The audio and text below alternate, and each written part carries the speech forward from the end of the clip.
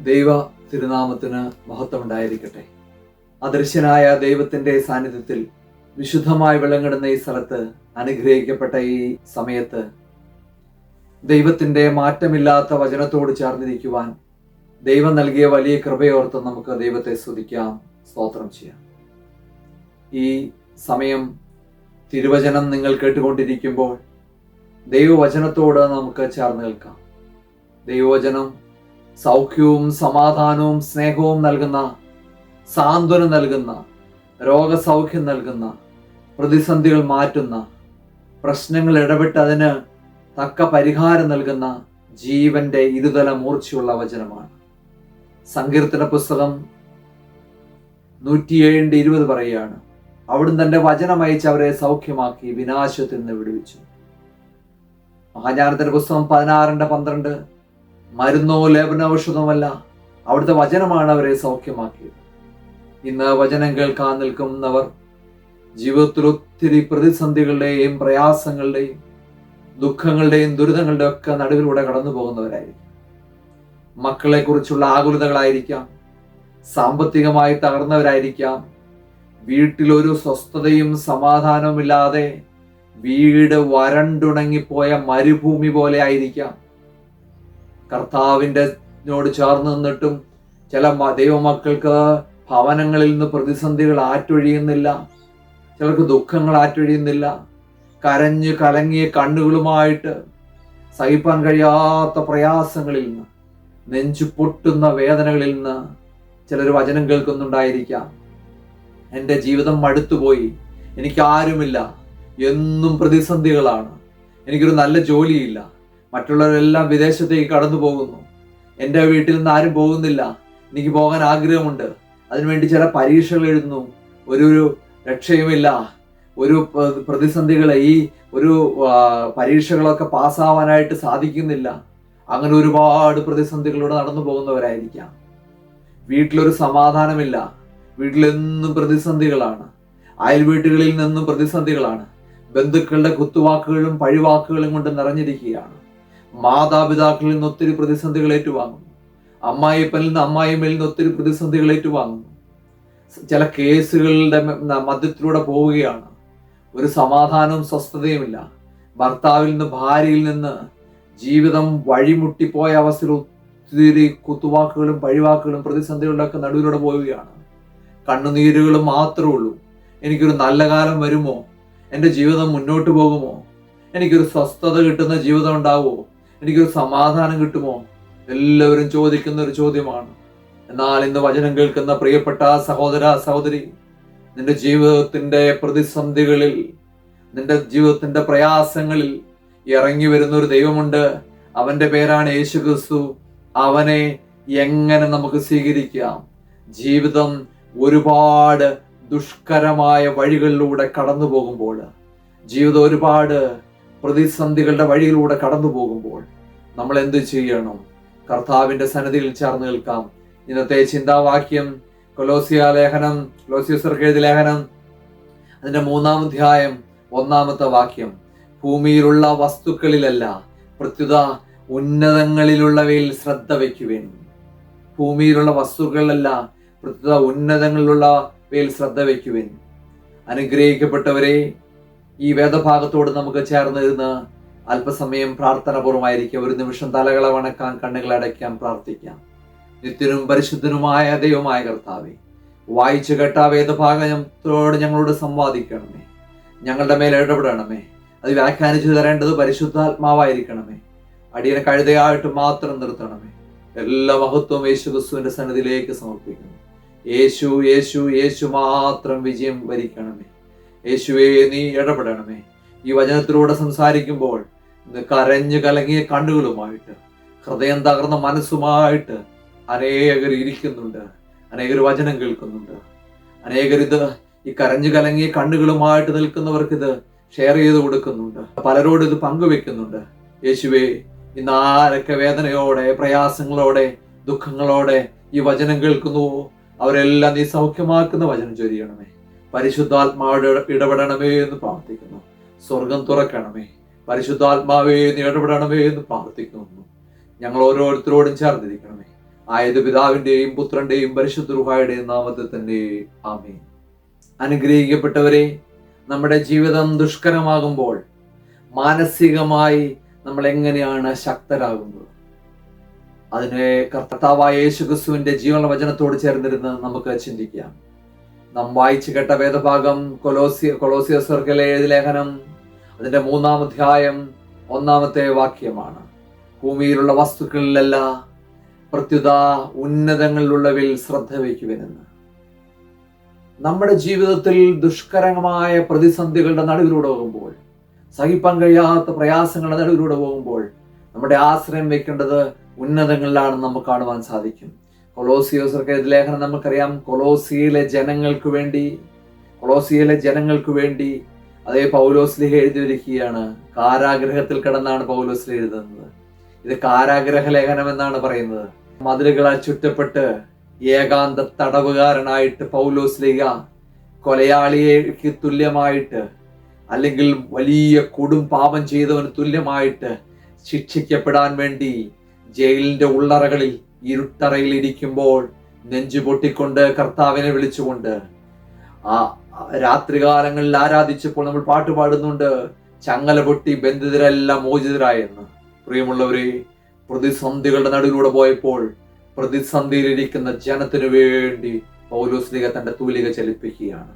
ഈ വചനം നമ്മളോട് പറയുന്നത്, ജീവിതം തകർന്നു പോയപ്പോൾ, ജീവിതത്തിൽ ആരുമില്ലാതിരിക്കുമ്പോൾ, ജീവിതത്തിൽ എന്നും പ്രതിസന്ധികളാകുമ്പോൾ, ജീവിതത്തിൽ എല്ലാവരാലും തള്ളപ്പെടുമ്പോൾ, ജീവിതത്തിൽ പലരാലും പുച്ഛിക്കപ്പെടുമ്പോൾ, നമ്മളെ തള്ളിക്കളയുമ്പോൾ, നമ്മളെ മാറ്റി നിർത്തുമ്പോൾ, നമുക്കിടെ മധ്യത്തിൽ നമ്മൾ ഇരുന്നിരുന്ന കസേരകളിൽ നമ്മളെ എഴുന്നേൽപ്പിച്ചു വിടുമ്പോൾ, ഓർമ്മിപ്പിക്കട്ടെ, മാനസികമായി നമ്മൾ എങ്ങനെ ശക്തരാകും? അതേ പൗലോസ്ലീഹ വചനത്തിലൂടെ പറയുകയാണ്, ഭൂമിയിലുള്ള വസ്തുക്കളിലല്ല, ഉന്നതങ്ങളിലുള്ളവരിൽ ശ്രദ്ധ വയ്ക്കുവേൻ. എൻ്റെ പ്രിയമുള്ളവരെ, നിങ്ങളുടെ ജീവിതത്തിൽ തകർച്ചകളാണെങ്കിൽ കർത്താവ് നിങ്ങളുടെ മേൽ ഇടപെടും. അതിനെന്താണ് നമ്മൾ ചെയ്യേണ്ടത്? നമ്മുടെ ജീവിതം ദുഷ്കരമാകുമ്പോൾ മാനസികമായിട്ട് നമ്മൾ ഒത്തിരി തകർന്നു പോകും. നമ്മുടെ ജീവിതം മനസ്സ് നിറയെ ഭാരങ്ങളായിരിക്കും. നമ്മൾ വെറുക്കപ്പെട്ടവരായി തീരുമ്പോൾ നമ്മുടെ മനസ്സിൽ ചിലർ കരഞ്ഞ് ജീവിതത്തിൽ കണ്ണുനീരൊഴുകും. പക്ഷെ ചിലർക്ക് കരയാൻ സാധിക്കില്ല. ഉള്ളിൽ നീറിപ്പോകുന്ന തീയുമായിട്ടാണ് ചില മനുഷ്യർ മുന്നോട്ട് പോകുന്നത്.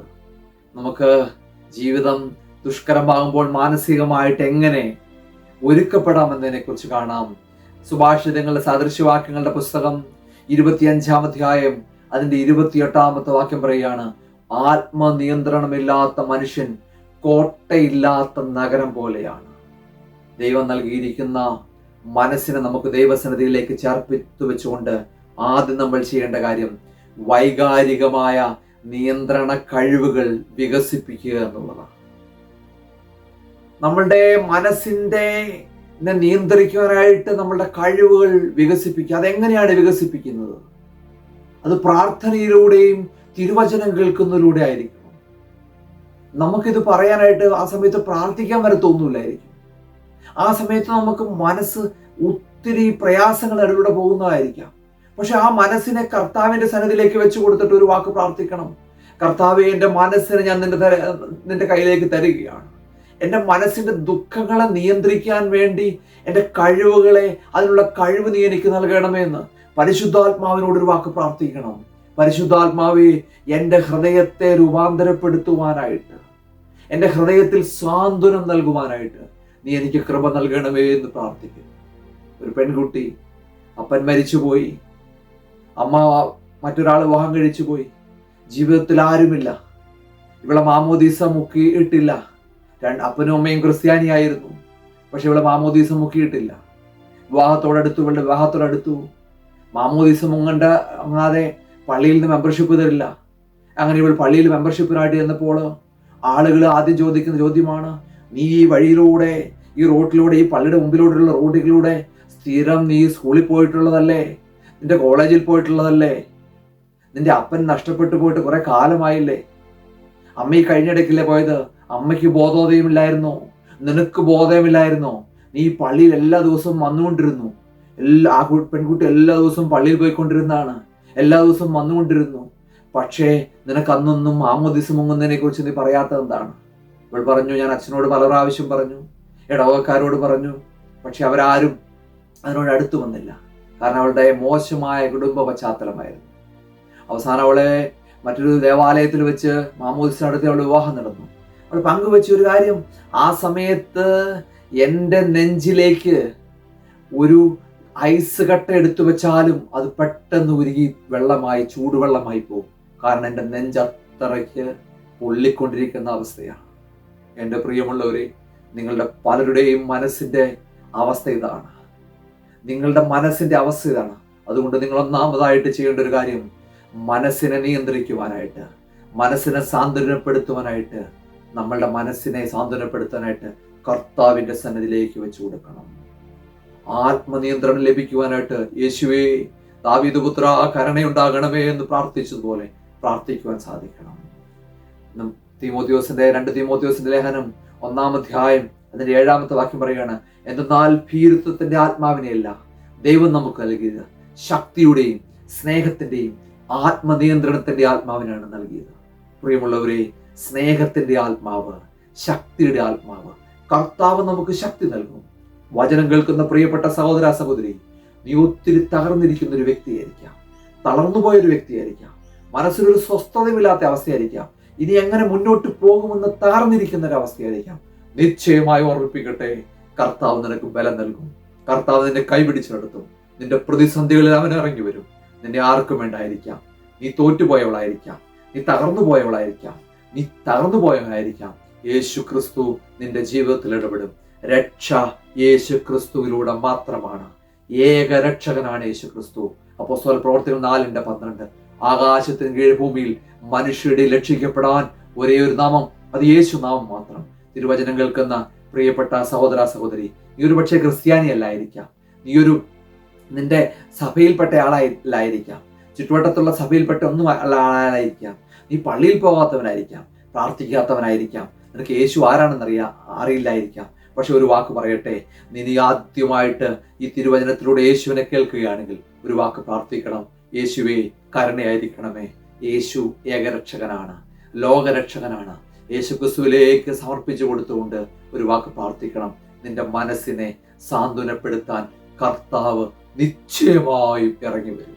നീ തകർന്നു പോകില്ല, നീ പതറിപ്പോകില്ല. ദൈവം നിനക്ക് വേണ്ടി ഒരു വഴി ഉറക്കും. ദൈവസന്നിധിയിലേക്ക് ചേർന്ന് നിൽക്കാം. ദൈവത്തിന്റെ വചനത്തോട് നമുക്ക് ചേർന്ന് നിൽക്കാം. വീണ്ടും നമ്മുടെ മനസ്സ് തകർന്നിരിക്കുമ്പോൾ നമ്മൾ ചെയ്യുന്ന നമുക്ക് ഒത്തിരി ദുഷ്ടചിന്തകൾ വരികയാണ്. ദൈവം എന്നെ ഉപേക്ഷിച്ചു പോയോ? എന്നെ ആർക്കും വേണ്ടേ?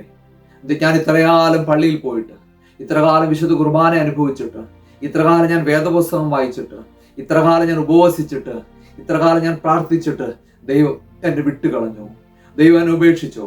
ദൈവം എൻ്റെ ജീവിതത്തിൽ ഇടപെടാത്തത് എന്താണ്?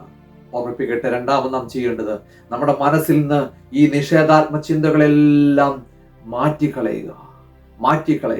സങ്കീർത്തന പുസ്തകം 34:18 പറയുകയാണ്, ഹൃദയം നുറുങ്ങിയവർക്ക് കർത്താവ് സമീപസ്ഥനാണ്, മനമൊരുകിയവരെ, മനസ്സ് തകർന്നവരെ അവൻ രക്ഷിക്കുന്നു.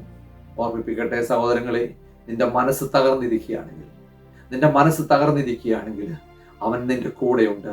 നിന്റെ ദുഷ്ടചിന്തകള്, നിന്റെ ആത്മഹത്യാ പ്രവണതകള്, നിന്റെ നിരാശകള്, എന്നെ ആർക്കും വേണ്ട, എൻ്റെ ജീവിതം മടുത്തുപോയി, ഞാൻ തകർന്നുപോയി. ആ സമയത്ത് ചില മനുഷ്യർ നിന്നെ നോക്കി പറഞ്ഞേക്കാം, നീ തകർന്നു പോകും, നീ മുടിഞ്ഞു പോകും, നിന്റെ ജീവിതം തകർന്നു പോയി, നിന്റെ മക്കൾ നശിച്ചു പോകും. ഓർമ്മിപ്പിക്കട്ടെ സഹോദരങ്ങളെ, നിന്റെ തകർച്ചയുടെ നാളുകളിൽ, ഒരിക്കൽ കൂടി ഓർമ്മിപ്പിക്കട്ടെ, നിന്റെ തകർച്ചയുടെ നാളുകളിൽ ആരെങ്കിലും നിന്നെ ശപിക്കുന്നുണ്ടെങ്കിൽ അറിഞ്ഞോ, കർത്താവ് വലിയ അത്ഭുതങ്ങളും അടയാളങ്ങളും ചെയ്യുവാനുള്ള ആദ്യത്തെ വഴികളാണ് തുറക്കപ്പെടുന്നത്. കർത്താവ് നിന്റെ മേലിടപെടും.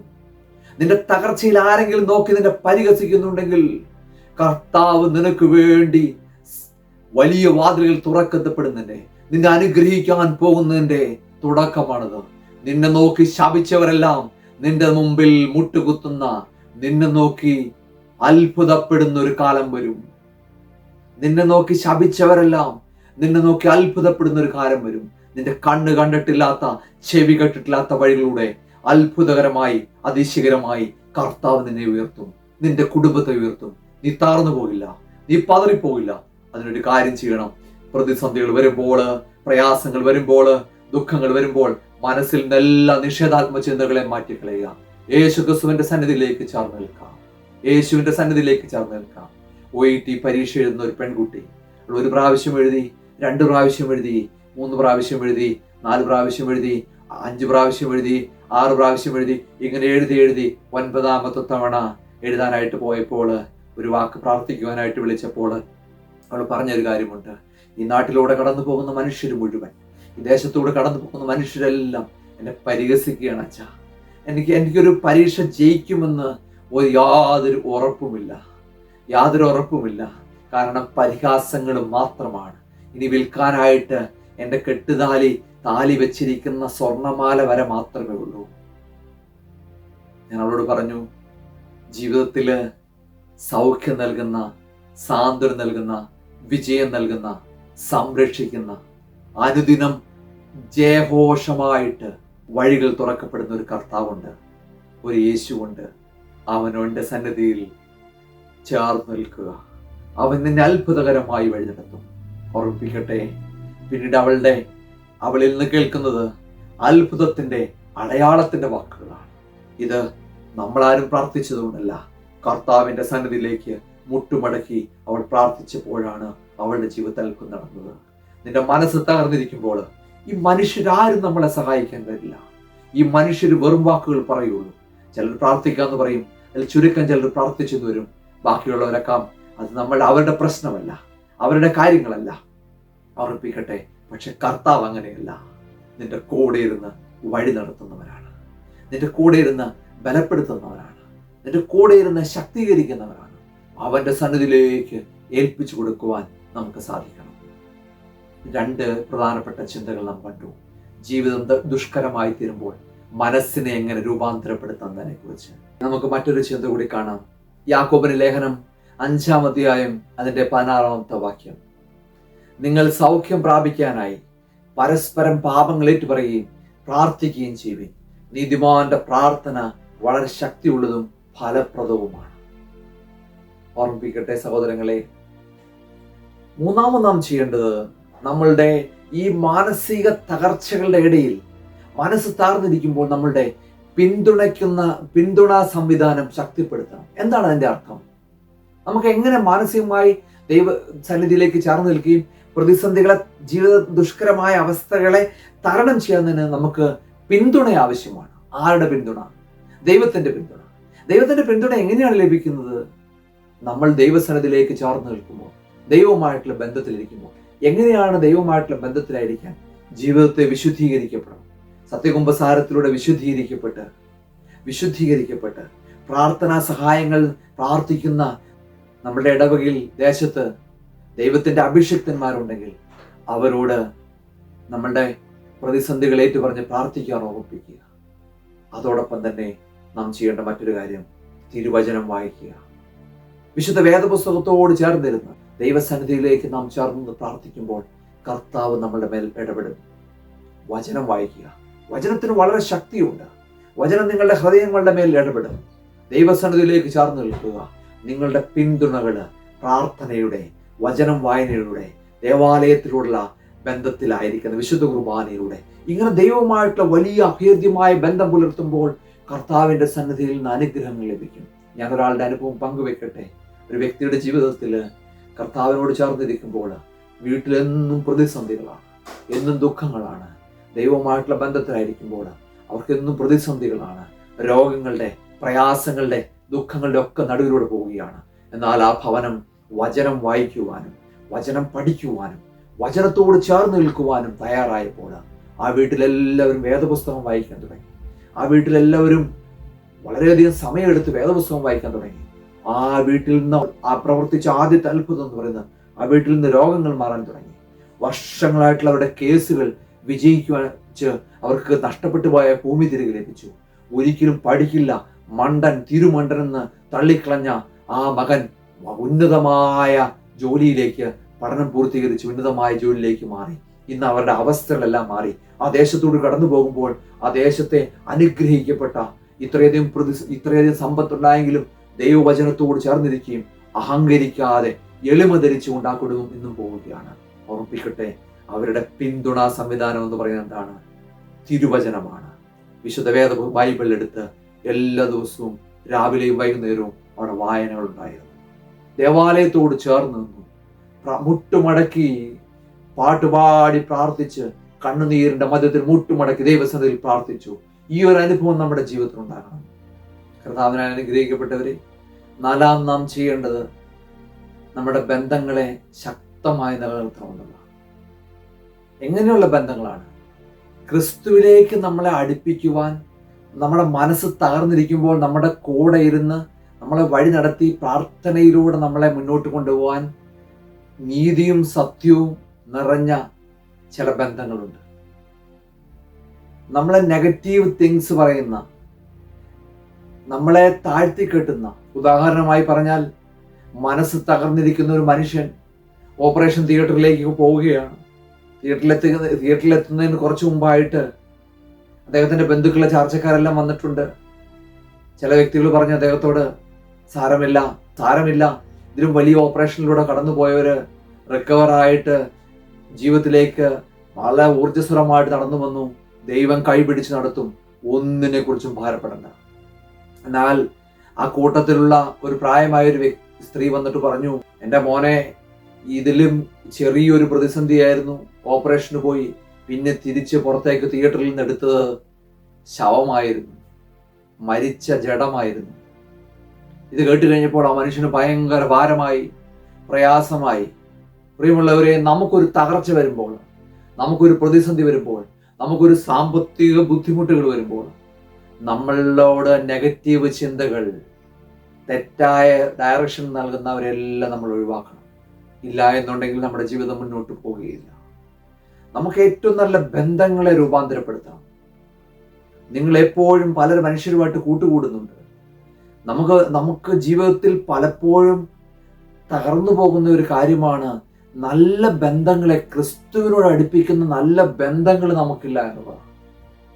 അവർ പക്ഷെ ഒരു വലിയ സാമ്പത്തികമുള്ളവരായിരിക്കാം, അവരെപ്പോഴും നമ്മളെ പുകഴ്ത്തുന്നവരായിരിക്കില്ല, അവർ സാമ്പത്തികമുള്ളവരായിരിക്കില്ല, അവര് വലിയ പ്രാർത്ഥനാ വീരന്മാരായി മനുഷ്യരെ കാണിക്കുന്നതിന് വേണ്ടി സ്തോത്രം ഹല്ലേലൂയ പറഞ്ഞ് ഒത്തിരി ഉച്ചത്തിൽ പ്രാർത്ഥിക്കുന്നവരായിരിക്കില്ല. ക്രിസ്തുവിനോട് നമ്മളെ അടുപ്പിക്കാൻ സാധിക്കുന്ന എല്ലാ ബന്ധങ്ങളെയും നമ്മൾ ശക്തമായി നിലനിർത്തണം. മനസ്സ് തകർന്നിരിക്കുമ്പോൾ ദൈവസന്നിധിയിലേക്ക് അടുപ്പിച്ചു കൊണ്ടുവരുന്ന ആ ബന്ധങ്ങളൊന്നും നാം വിട്ടുകളയരുത്. അഞ്ചാമത് നമ്മൾ കാണുവാൻ സാധിക്കുന്നത്, ജീവിതത്തിൽ ലക്ഷ്യങ്ങളിലേക്കുള്ള യാത്രയിൽ മാനസികമായ ശക്തി വളർത്തുക എന്നുള്ളത് വളരെ പ്രധാനപ്പെട്ട ഒരു കാര്യമാണ്. നമ്മൾ ഒത്തിരി തകർന്നിരിക്കുന്ന അവസ്ഥയായിരിക്കാം, നമ്മൾ ഒത്തിരി പതറിപ്പോയ അവസ്ഥയായിരിക്കാം, നമ്മളെ ഒറ്റപ്പെടുത്തലുകളും കുറ്റപ്പെടുത്തലുകളും തകർച്ചകളുമായിട്ട് പോകുന്ന അവസ്ഥകളായിരിക്കാം, നമുക്കൊരു പ്രായം കഴിഞ്ഞിട്ട് വിവാഹം നടക്കാതിരിക്കുന്ന അവസ്ഥയായിരിക്കാം. അപ്പൊ മനസ്സിനെ നമ്മൾ രൂപാന്തരപ്പെടുത്തണം. മനുഷ്യരാരൊക്കെ നമ്മളെ തകർത്തു കളഞ്ഞാലും ഞാൻ അവരൊന്നും നോക്കില്ല, ക്രിസ്തുവിൽ മാത്രം നോക്കി നിൽക്കും. മനസ്സിന്റെ ദൈവത്തോടുള്ള ബന്ധം ശക്തീകരിക്കണം മനസ്സിനെ. അതാണ് 23-ാം സങ്കീർത്തനം പറയുന്നത്, കൂരിൽ താഴ്വരയിലൂടെ, കറക്റ്റ് ട്രാൻസ്ലേഷനാണ്, മരണ താഴ്വരയിലൂടെ ഞാൻ കടന്നുപോയാലും യാതൊരു അനർത്ഥവും എനിക്ക് ഭയപ്പെടുകയില്ല. പ്രിയമുള്ളവരെ, ദൈവസന്നിധിയിലേക്ക് ചേർന്ന് നിൽക്കുമ്പോൾ ദൈവവചനത്തോട് റോമാലേഖനം 12-ാം അധ്യായം 2-ാമത്തെ വാക്യം പറയാണ്, നിങ്ങൾ ഈ ലോകത്തിന് അനുരൂപരാകരുത്, പ്രത്യുത നിങ്ങളുടെ മനസ്സിന്റെ നവീകരണം വഴി രൂപാന്തരപ്പെടുവിൻ. ദൈവഹിതം എന്തെന്നും നല്ലതും പ്രീതിജനകപൂർണവുമായത് എന്തെന്നും വിവേചിച്ചറിയാൻ അപ്പോൾ നിങ്ങൾക്ക് സാധിക്കും. ആയതുകൊണ്ട് നമ്മളുടെ ജീവിതത്തിന്റെ പ്രതിസന്ധികൾ വരുമ്പോൾ, ദുഃഖങ്ങൾ വരുമ്പോൾ, ദുരിതങ്ങൾ വരുമ്പോൾ, മനുഷ്യരെ കുറ്റപ്പെടുത്തുമ്പോൾ മനസ്സ് തകർന്നു പോകരുത്. എത്ര കാലമായി നിനക്ക് വിവാഹം കഴിഞ്ഞിട്ട് ഒരു കുഞ്ഞില്ല, മനുഷ്യർ പരിഹസിക്കും. ഒരു പെൺകുട്ടി എന്നോട് പറഞ്ഞാൽ, ഞാൻ പള്ളിയിൽ പോകുന്നില്ല, കാരണം ഞാൻ പള്ളിയിൽ ചെന്നിട്ടുണ്ടെങ്കിൽ എല്ലാവരും എൻ്റെ മുഖത്തേക്കല്ല നോക്കുന്നത്, എൻ്റെ ഉദരത്തിലേക്കാണ് നോക്കുന്നത്, എന്നെ എല്ലാവരും പരിഹസിക്കുകയാണ്. എത്ര കാലമായി വിവാഹം കഴിഞ്ഞിട്ട് നിനക്ക് എന്തീ കുഞ്ഞുങ്ങൾ ഉണ്ടാവാത്തത്? ട്രീറ്റ്മെന്റ് വല്ലതും പോകുന്നുണ്ടോ? അത് നിങ്ങൾ പ്ലാനിങ് ആണോ? മനുഷ്യരുടെ പഴിവാക്കുകളും കുത്തുവാക്കുകളും കേട്ടിട്ട് മടുത്തു. ജോലിയില്ലാതെ ബുദ്ധിമുട്ട് നിൽക്കുമ്പോൾ അപ്പുറത്തെ വീട്ടിലെ ചെറുക്കൻ അങ്ങോട്ട് പോയി, അവൻ ഇങ്ങോട്ട് പോയി, അവൻ അമേരിക്കയ്ക്ക് പോയി, അവൻ ഓസ്ട്രേലിയക്ക് പോയി, ന്യൂസിലാൻഡിന് പോയി, UK പോയി, ജർമ്മനിക്ക് പോയി, പോളണ്ടിന് പോയി. നീ മാത്രം എന്തേ പോകാത്തത്? മനുഷ്യരെ നമ്മൾ നോക്കരുത്. മനുഷ്യരാരും നമ്മളെ സഹായത്തിന് വരില്ല. നമ്മുടെ കണ്ണുനീരുകളിൽ അണച്ചു പിടിക്കുന്ന ദൈവമായ കർത്താവായ യേശു ക്രിസ്തു മാത്രം നമ്മുടെ കൂടെ ഉണ്ടായിരിക്കും. അതുകൊണ്ട് ക്രിസ്തുവിൽ മനസ്സിനെ ശക്തീകരിക്കപ്പെടണം. മനസ്സിനെ ക്രിസ്തുവിന്റെ അടുത്തേക്ക് കൊണ്ടുവരണം. കർത്താവിന്റെ സന്നിധിയിലേക്ക് ചേർന്ന് നിൽക്കണം. ചില മനുഷ്യർ പറയും, നിനക്കൊരു വീടില്ലല്ലോ. എല്ലാവരും വീടിനെ കുറിച്ച് പറയുകയാണ്. ചില കൂട്ടുകാരുമായിട്ടുള്ള ബന്ധത്തിൽ നമ്മുടെ പള്ളിയിൽ തന്നെ എടുത്തു നോക്കുക. പള്ളിയിൽ ചെല്ലുമ്പോൾ ആളുകൾ, അല്ലെങ്കിൽ ഒരു ഫംഗ്ഷന് ചെല്ലുമ്പോൾ, ഒരു പ്രോഗ്രാമിന് ചെല്ലുമ്പോൾ ആളുകളുടെ സംസാരങ്ങൾ തന്നെ ഉന്നതങ്ങളിലെ ബേസ് ചെയ്തുകൊണ്ടാണ്. ഉന്നതങ്ങൾ കർത്താവുമായിട്ടുള്ള ഉന്നതങ്ങളിലല്ല, പൊങ്ങച്ചത്തരങ്ങളുടെയും പൊള്ളത്തരങ്ങളുമാണ്. അവിടെ നമ്മൾ ഒറ്റപ്പെട്ടു പോയേക്കാം. പക്ഷെ ഒറ്റയായിട്ട് നിൽക്കുന്നവൻ അണച്ചു പിടിക്കുന്ന ദൈവമാണ് കർത്താവായ യേശു ക്രിസ്തു. നീ ഭാരപ്പെടില്ല. നിന്നെ ഒറ്റപ്പെടുത്തുന്നവരുടെ മുമ്പിൽ ഉയർത്താൻ കഴിവുള്ള ശക്തനായ ദൈവത്തിന്റെ പേരാണ് യേശു ക്രിസ്തു. ആ യേശുവിൽ മാത്രം നീ ആശ്രയിക്കും. യേശു നിന്നെ വഴി നടത്തും. നിന്റെ തകർന്നു കിടക്കുന്ന കുടുംബത്തെ അവൻ പണിയും. തകർന്നുപോയ വീടിന്റെ അവസ്ഥകളെല്ലാം അവൻ രൂപാന്തരം വരുത്തും. കർത്താവിന്റെ സന്നിധിയിലേക്ക് നീ ചേർന്ന് നിൽക്കുക. ഇന്ന് ഈ വചനം കേൾക്കുന്ന പലരും ഒത്തിരി കണ്ണുനീരുകളുടെ നടുവിലൂടെ പോകുന്നവരായിരിക്കാം. തകർന്നിരിക്കുന്ന ഒരു മനുഷ്യന് നീ സാന്ത്വനമാകാൻ ഇത് അയച്ചു കൊടുക്കുമ്പോൾ, ഇത് ഷെയർ ചെയ്യുമ്പോൾ ഒരു കാര്യം കൂടി പറയണം. കർത്താവേ, സഹോദര, ഒരു കാര്യം കൂടി നീ പറയണം. സഹോദര, നിന്റെ ജീവിതത്തിൽ പ്രതിസന്ധികളുണ്ട്. യേശു നിന്നെ കൈപിടിച്ചെടുത്തു. ഈ ഭാരപ്പെടേണ്ട ആവശ്യമില്ല. നിന്റെ മനസ്സ് തകർന്നു പോയിരിക്കുക. പക്ഷെ കർത്താവ് നിനക്ക് ബലം നൽകും. ഞാൻ നിന്നോട് പറയില്ല, പക്ഷെ കർത്താവ് നിന്നോട് പറയും. കർത്താവ് നിനക്ക് ബലം നൽകും. കർത്താവാണ് നിന്നെ വഴി നടത്തുന്നത്. തകർന്നിരിക്കുന്ന ഒരു മനുഷ്യനിലേക്ക് ഇത് അയച്ചു കൊടുത്തിട്ട് നീ പറയണം, യേശു നിന്റെ മനസ്സിനെ ശക്തീകരിക്കും. യേശു നിന്നെ സഹായിക്കും. യേശു നിന്റെ കൂടെ ഇരിക്കും. ഈ ഭാരപ്പെടേണ്ട. കർത്താവിന്റെ സന്നിധിയിലേക്ക് ചേർന്ന് നിൽക്കാം. ആറാമതൊരു ചിന്ത കൂടിയുണ്ട്. പ്രിയമുള്ളവരെ, ഒരു ദിനചര്യ വികസിപ്പിച്ചെടുക്കണം. ഫിലിപ്പിയ ലേഖനം 4-ാം അധ്യായം 6-ാമത്തെ വാക്യം പറയാണ്, ഒന്നിനെ കുറിച്ചും ആകുലപ്പെടേണ്ട. പ്രാർത്ഥനയിലൂടെയും അപേക്ഷയിലൂടെയും കൃതജ്ഞതാ സ്തോത്രത്തോടും കൂടി നിങ്ങളുടെ യാചനകൾ ദൈവസന്നിധിയിൽ സമർപ്പിക്കുവിന്. എന്ത് ചെയ്യണം? നമ്മൾ ഒരു ദിനചര്യ ഉണ്ടാക്കണം. എന്ത് ദിനചര്യ? എഴുന്നേറ്റ് വന്ന വഴി, നമ്മൾ ഉറക്കത്തിൽ എഴുന്നേറ്റ് വന്ന വഴി. ഈ കണ്ണ് ആദ്യം നോക്കേണ്ടത് നമ്മുടെ കയ്യിലിരിക്കുന്ന ഫോണിലേക്കല്ല. നമ്മൾ തിരുവചനത്തിലേക്ക്, ആദ്യത്തെ കാഴ്ച തിരുവചനത്തിലേക്ക് കൊടുക്കുക. ആദ്യ സംസാരം മറ്റുള്ളവരുടെ ഫോണുമായിട്ടുള്ള, അല്ലെങ്കിൽ കുടുംബാംഗങ്ങൾ ബന്ധത്തിലോ അല്ലെങ്കിൽ ഏതെങ്കിലും അവസ്ഥകളായിരിക്കരുത്. മറിച്ച് ആദ്യം സംസാരിക്കേണ്ടത് യേശുവേ എന്ന് വിളിക്കുക. കർത്താവ് പഠിപ്പിച്ച പ്രാർത്ഥന ആദ്യം ചൊല്ലിയിട്ട് ആ ദിവസം ആരംഭിക്കട്ടെ. അനുഗ്രഹപൂർണമായി മാറും. നിനക്ക് ആ ദിവസത്തിൽ വരാൻ പോകുന്ന ആപത്തുകളിൽ നിന്നും, അനർത്ഥങ്ങളിൽ നിന്നും, ദോഷങ്ങളിൽ നിന്നും, ദുഷ്ട മനുഷ്യോപദ്രവങ്ങളിൽ നിന്നും, പൈശാചിക ബന്ധനങ്ങളിൽ നിന്നും, അപകടങ്ങളിൽ നിന്നും, രോഗങ്ങളിൽ നിന്നും എല്ലാം ദൈവം നിന്നെ കൈപിടിച്ച് നടത്തും.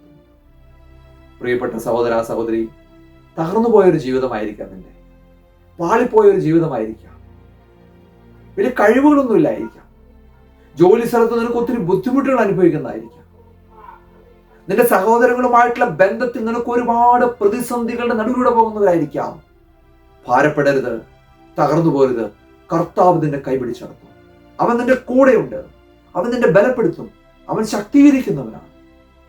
നിന്റെ കണ്ണുനീരിനെ തുടയ്ക്കാൻ ശക്തനായ ദൈവത്തിന്റെ പേരാണ് യേശു ക്രിസ്തു. പ്രിയമുള്ളവരെ, പ്രധാനമായിട്ട് നമ്മൾ 6 ചിന്തകൾ കണ്ടു. കർത്താവിനോടൊരു വാക്ക് പറയാം.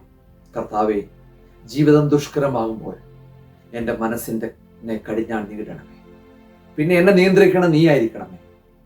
ശിഷ്യന്മാര് കാറ്റിലും കോളിലും അകപ്പെട്ട് ആ ആടി ഉലഞ്ഞ വള്ളത്തിലിരുന്നപ്പോൾ നാഥനായ കർത്താവ് കടന്നു വന്ന കാറ്റിനെയും കടലിനെയും ശാന്തമാക്കി അതിൻ്റെ അമരത്ത് കർത്താവിന് മനസ്സ് ആടി ഉലഞ്ഞ് തകർന്നു പോയിരിക്കുന്ന അവസ്ഥയാണ്. ഭാരപ്പെട്ടിരിക്കുന്ന അവസ്ഥയാണ്. സ്നേഹിച്ച പലരും, കരുതിയ പലരും, നമ്മൾ കരുതിയ പലരും നമ്മളെ നഷ്ടപ്പെടുത്തി, നമുക്ക് കുത്തുവാക്കുകളും പഴിവാക്കുകളും പറഞ്ഞ് നമ്മളെ നശിപ്പിക്കാൻ ശ്രമിക്കുന്ന അവസ്ഥ, നമ്മളെ തിരിഞ്ഞു നോക്കാത്ത അവസ്ഥ. അതൊരു പക്ഷെ നമ്മളുടെ ബന്ധുക്കളോ സ്വന്തക്കാരോ സഹോദരങ്ങളോ ആയിരിക്കാം. പ്രിയപ്പെട്ട സഹോദര, ആരൊക്കെ തള്ളിക്കളഞ്ഞാലും കർത്താവ് തള്ളിക്കളയില്ല. നിന്റെ വീട് തകർക്കാനായിട്ട്, നിന്റെ മക്കൾക്ക് നാശം വരാനായിട്ട്, നിന്റെ ജോലി തകർക്കാനായിട്ട്, നിന്റെ ബിസിനസ് തകർക്കാനായിട്ട്, നിന്റെ ഉയർച്ചയെ തകർക്കാനായിട്ട് ആരൊക്കെ എതിരുന്നാലും കർത്താവ് നിന്റെ കൂടെ ഇരിക്കും. ആശ്രയം യേശുവിൽ വെക്കുക. യേശു ക്രിസ്തുവിന്റെ സന്നിധിയിലേക്ക് ചേർന്ന് ഒരു നിമിഷം തലകളെ വണക്കാം, കണ്ണുകളടയ്ക്കാം, പ്രാർത്ഥിക്കാം. നിത്യനും പരിശുദ്ധനുമായ ദൈവമായ കർത്താവ്, ഈ വചനം കേട്ടുകൊണ്ടിരിക്കുന്ന എല്ലാ മക്കളെ അനുഗ്രഹിക്കണമേ കർത്താവെ. ഈ സാന്ത്വനമേകുവാൻ ഈ വചനങ്ങൾ ആർക്കെങ്കിലും പങ്കുവെച്ചിട്ടുണ്ടെങ്കിൽ അവരെ, ആ കരങ്ങളെ നീ അനുഗ്രഹിക്കണം, അവരുടെ കുടുംബങ്ങളെ അനുഗ്രഹിക്കണമേ എന്ന് പ്രാർത്ഥിക്കുന്നു. യേശുവേ, ദാവീദ് പുത്ര, നീ കരുണയായിരിക്കണമേ എന്ന് പ്രാർത്ഥിക്കുന്നു. ഭാരപ്പെട്ട് പ്രയാസപ്പെട്ട് ദുഃഖങ്ങളുടെ ദുരിതങ്ങളുടെ ഒക്കെ നടുവിലൂടെ പോകുന്നവർ, ഒരുപാട് പ്രതിസന്ധികളുടെ നടുവിലൂടെ പോകുന്നവർ, ഭയത്തിന്റെ നടുവിലൂടെ പോകുന്നവർ, മക്കളെ കുറിച്ച് ആകുലപ്പെട്ടിരിക്കുന്നവര്, കുടുംബജീവിതത്തിൽ പ്രതിസന്ധികളുള്ളവര്, രോഗാവസ്ഥയിലൂടെ കടന്നു പോകുന്നവര്, വിവാഹപ്രായം കഴിഞ്ഞിട്ട് വിവാഹം നടക്കാതിരിക്കുന്ന മക്കള്, ജോലി ഇല്ലാതെ ബുദ്ധിമുട്ടുന്നവര്, ചില പരീക്ഷകൾ എഴുതിയിട്ട് തകർന്നിരിക്കുന്നവർ, തോറ്റുപോയിരിക്കുന്നവർ, അവരെല്ലാം നിന്റെ തിരുക്കരങ്ങളിലേക്ക് സമർപ്പിക്കുന്നു. ഒരു സ്വസ്ഥതയും സമാധാനവും ഇല്ലാത്ത മനസ്സിന്റെ ഉടമകളായിരിക്കുന്നവർ, അനുദിനം നീറി പ്രതിസന്ധികളുടെ നടുവിലൂടെ പോകുന്നവർ, യേശുവെ, അവരെ തിരുക്കരങ്ങളിലേക്ക് സമർപ്പിക്കുന്നു. രോഗാവസ്ഥയിലൂടെ കടന്നു പോകുന്നവരെ സമർപ്പിക്കുന്നു. നീ സൗഖ്യം കൊടുത്തരണമേ, നീ സൗഖ്യം കൊടുക്കണമേ കർത്താവേ, നീ സമാധാനം കൊടുക്കണമേ കർത്താവേ, നിന്റെ കൃപ കൊണ്ട് അവരെ നിറയ്ക്കണമേ എന്ന് പ്രാർത്ഥിക്കുന്ന ദൈവമേ. മനുഷ്യരിൽ ആശ്രയം ഞങ്ങൾ വയ്ക്കുന്നില്ല, നിന്നിൽ മാത്രം ആശ്രയം വയ്ക്കുന്നു. ഇന്ന് ഈ തിരുവചനം കേൾക്കുന്ന ഓരോ മക്കളെ നീ അനുഗ്രഹിക്കണമേ. ഇവരുടെ പ്രാർത്ഥനാ വിഷയങ്ങളുടെ മേൽ ഇറങ്ങി വരണമേ യേശുവേ. മക്കളില്ലാത്ത ദമ്പതിമാര് കണ്ണുനീരോടെ തിരുവചനം കേൾക്കുന്നു, മാനസികമായി തകർന്നവര് തിരുവചനം കേൾക്കുന്നു. കർത്താവേ, നീ അവരോട് ചേർന്നിരിക്കണമേ, ബലപ്പെടുത്തണമേ. വിവാഹപ്രായം കഴിഞ്ഞിട്ടും വിവാഹം നടക്കാതിരിക്കുന്ന മക്കൾ ഈ തിരുവചനം കേൾക്കുന്നു. കർത്താവേ, ബിസിനസ് തകർന്നുപോയി സാമ്പത്തിക തകർച്ചകളുടെ നടുവിലൂടെ പോകുന്നവര്, ഭാരപ്പെട്ട് ഞെരുക്കത്തിന്റെ അവസ്ഥയിലൂടെ പോകുന്നവര്, മനസ്സിലും വ്യാകുലതകളും നെഞ്ചു പൊട്ടുന്ന വേദനകളുമായിട്ട് പോകുന്നു. കർത്താവേ, അവരെ നീ കരുതണമേ, കാക്കണമേ, സാന്ത്വന നൽകണമേ, സമൃദ്ധിയായി അവരുടെ വഴി നടത്തണമേ. അവരുടെ പ്രതിസന്ധികളെല്ലാം മാറിപ്പോകണമേ. ഈ വചനത്തോട് ചേർന്നിരിക്കുന്ന എല്ലാ മക്കളെ അനുഗ്രഹിക്കണമേ. ഞങ്ങളെല്ലാവരും നിന്റെ തിരുക്കരങ്ങളിലേക്ക് സമർപ്പിക്കുന്നു. ആയത് പിതാവിന്റെയും പുത്രന്റെയും പരിശുദ്ധ റൂഹായുടെയും നാമത്തിൽ തന്നെ, ആമേൻ. പിതാവാം ദൈവത്തിന്റെ സ്നേഹവും ഏകജാതനായ പുത്രന്റെ കൃപയും ആശ്വസിപ്പിക്കുന്ന പരിശുദ്ധ റൂഹായുടെ സംബന്ധവും സഹവാസവും ഞങ്ങൾ എല്ലാവരോടും കൂടെ എന്നും എന്നേക്കും ഉണ്ടായിരിക്കുമാറാകട്ടെ.